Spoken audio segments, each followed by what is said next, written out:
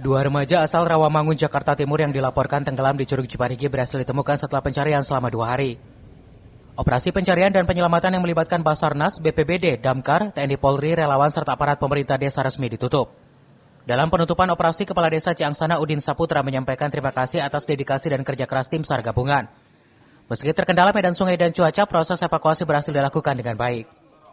Saya tentunya mengucapkan dari atas nama pemerintah desa Ciangsana, mengucapkan terima kasih ya, atas bantuannya sudah ditemukan warga yang tenggelam di wilayah desa Ciangsana, tepatnya di Curug Ciparigi di Kali Cilengsi. Tentunya sekali lagi atas nama pemerintah desa Ciangsana mengucapkan terima kasih atas bantuan dari semua tim SAR gabungan. Mudah-mudahan yang kita lakukan mendapat atau dicatat menjadi amal baik dan pahala dari Allah Subhanahu wa Ta'ala. Selanjutnya, kedua korban diserahkan kepada pihak keluarga untuk dimakamkan. Dari Gunung Putri, Kabupaten Bogor, Edi Junaidi melaporkan.